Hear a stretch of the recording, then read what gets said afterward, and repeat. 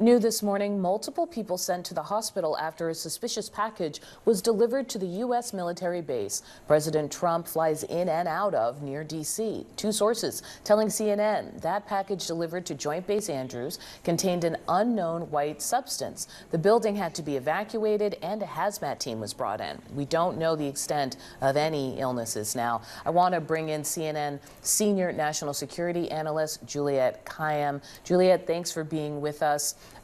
This envelope apparently was opened in the building that actually houses the Air National Guard Readiness Center.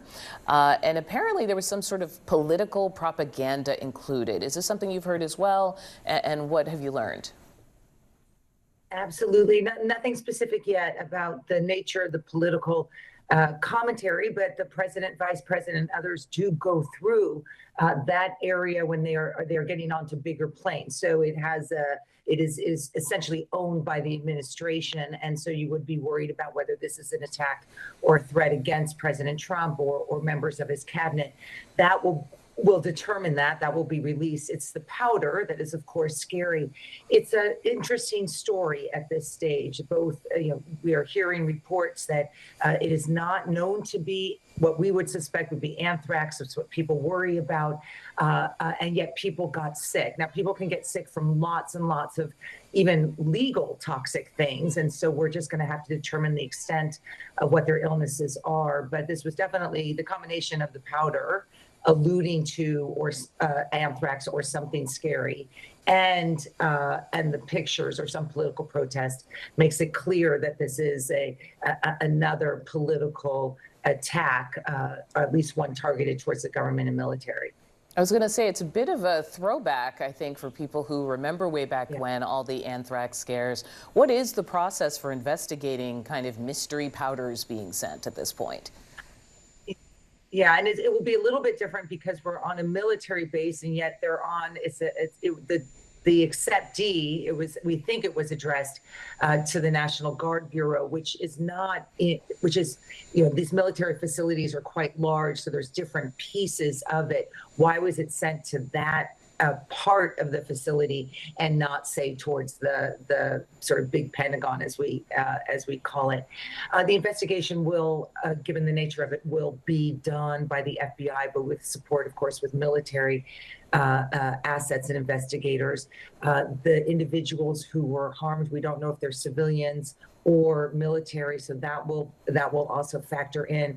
But right now, this would be, regardless of where it took place, a federal investigation. As you said, given the nature of what was sent, we don't know what it is yet, but it's clearly a throwback to a time when anthrax killed a lot of Americans, and this was either a hoax or a trick, or there was something in the substance that got people sick, and that's what we'll have to determine. Okay, that's Juliette Kayyem. Thank you so much. CNN's Zach Cohen is joining us now, and as I just said, this is the military base that President Trump, the vice president, foreign leaders all fly in and out of. What's the latest here? Yeah, the relevance and importance of this military base really elevating the concerns around this incident that took place yesterday. Sources describing what played out at Joint Base Andrews, which is obviously located just outside D.C. A suspicious package was delivered on Thursday to the base and opened. And inside, we're told that there was an unknown white powder that ultimately caused multiple people to fall ill.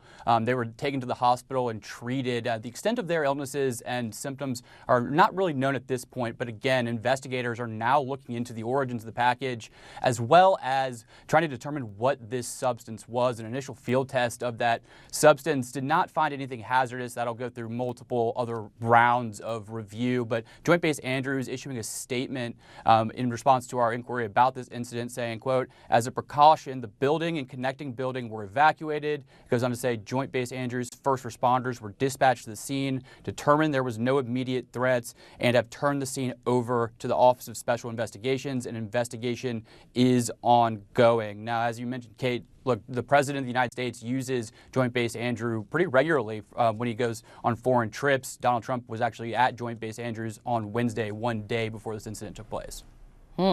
The calendar also elevating the importance and urgency of this whole situation. Much more to learn today. Zach, thank you so much. Sarah.